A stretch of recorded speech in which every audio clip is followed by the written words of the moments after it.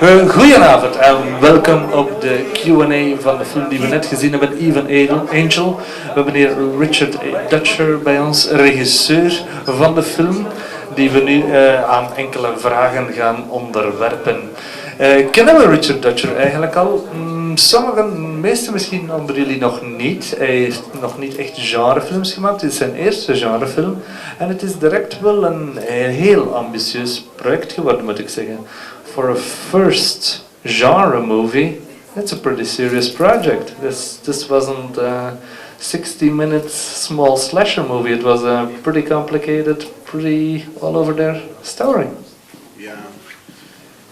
Well, I figured if you're going to do it big, or as big as I could, as big as my resources would allow.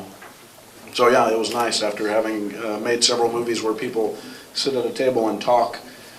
It was nice to, crash some cars and decapitate some people, and it was a lot of fun. Yeah, but you have a lot of, it must have been a very ambitious project. You have like Bill Butler, John Frizzell. You used those guys. How did you get them?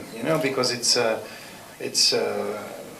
ambitious. To get these guys. How did you get them? Yeah, actually, I just asked them. It was interesting. Well, it turned out to be pretty easy. It was the usual cinematographer that I had used in the past wasn't available, so I just made a list of all the cinematographers that I would really like to work with. And Bill Butler was at the very top of the list. I didn't think I could get him. I just had him on the list, but just contacted his agent and sent out the screenplay. And then he contacted me. We got together and had lunch and just hit it off. So I think it was the screenplay that attracted him. And then same thing, John Frizzell. I was just looking for somebody who was a fantastic composer, and he was right there at the top of my list, and he was available, and he liked the cut of the movie. I sent him the cut of the movie, and he really loves horror movies. He really likes them, and so he came on board as well. Just plunge, and then he did it. And he did it. Yeah. Nice. What was the budget of this movie? It's a secret.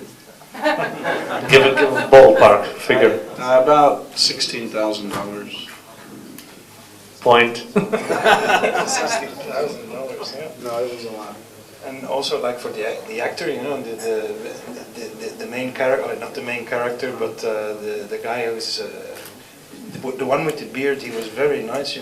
Was it difficult to get him? He's a pain in the ass to work with, actually. Yeah, he's very temperamental, but and expensive. He was very expensive. $16,000 probably. No, but Ving. That's what you get when you hire relatives. That's right. Ving Rhames. How about him? Was he easily convinced?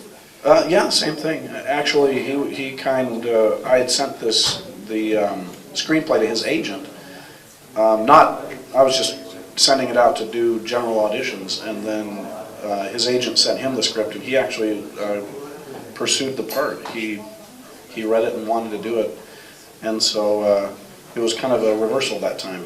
He really would call himself, which was an odd thing. Usually the agent calls, but I had Ving Rhames calling and wanting to do the movie, so that was. And it's great when you have somebody who really wants to do it. It's different. It's different. Yeah, but the thing what surprised me about the movie is, sometimes it really made me laugh. With the scene with the black girl who gets beheaded, and she flies into the car of the Christian people. It really made. Is humor important to you? Or do you try to put it in always because you don't expect it really in a movie like this? Yeah, humor is important. It's I think it was a way to communicate that you're supposed to be having fun when you're watching the movie. It's a different kind of horror movie, where the kind of horror movies that I really appreciate the most, which are like roller coaster rides. They're just fun and they're scary, but so the humor was in there just because I think the audience appreciates that, and I wanted to keep reminding people that it's okay. I mean, yes, it's about demons and all this crazy stuff going on, but it's a movie and it's supposed to be fun. Well, the audience, let's ask them. Zijn er vragen soms? Where did you get general idea for the story? It actually developed over several years, where it originally, when I started working on this, was just a romance with an ambulance driver and a girl that dies, and then he kind of falls in love with her. And then later, I started to play around with this idea of a supernatural element where somebody that would hop from body to body would come back and terrorize people, kind of like a supernatural Terminator. And then later, I became aware of the Lilith myth in Jewish mythology, and it just clicked, and I loved it. So I put all those things together, and but it developed very slowly. But then it happened very quickly. It was like I hadn't actually written it, but I raised the money for it, so I sat down really quickly and pulled together. And so it's something that I've been thinking about for years, but as soon as I had the financing, I just quickly wrote it, shot it, got it done. Nog iemand een vraag? Vraag? You call yourself, if I'm not mistaken, an independent filmmaker. Yeah, I'm certainly an independent filmmaker. But how do you do that? You know, this film must have distribution.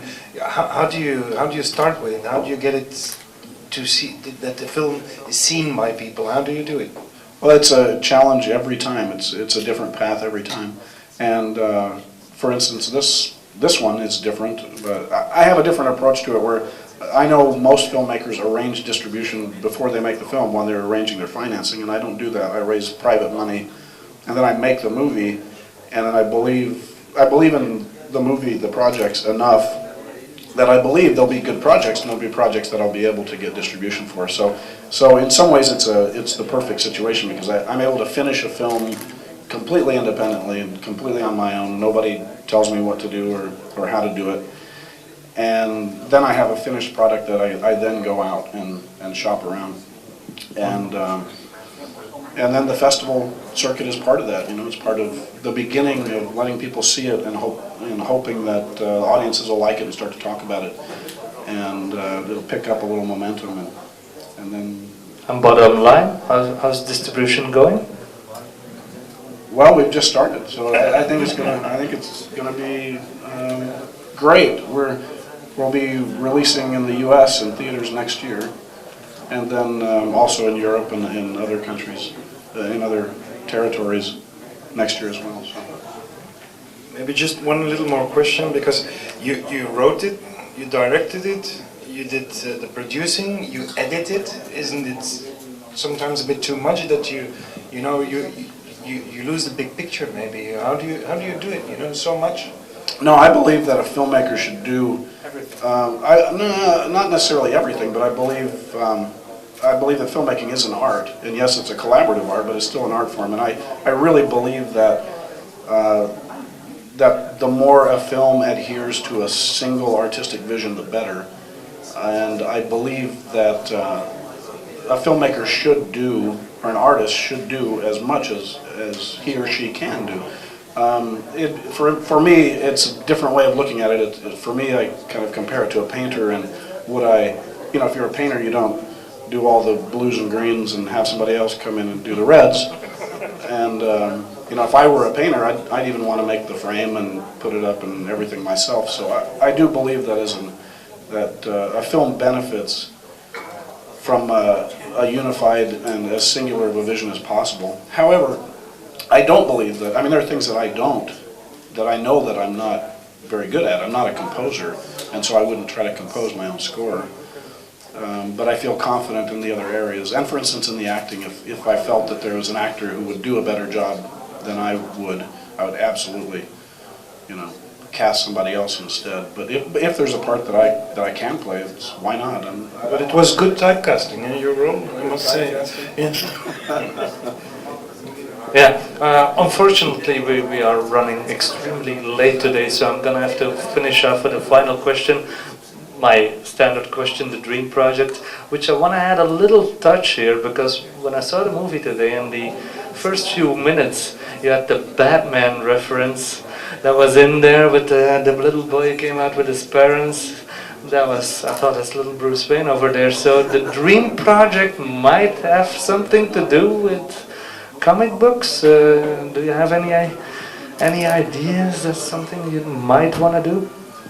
Yeah, no, Dream Project's not Batman. I was pretty happy with Christopher Nolan's version, so No, a dream project. If I had the ability and the financing to do whatever I would want to do, is actually the story of Father Damien. If I don't know if you're familiar with him, but he. Yeah. You're in Belgium, yeah. So that's a project that's been on my mind for several years, and I've been developing it, but it's expensive. But that's the one that I think, if I could only make one more movie, that's the one I'd make.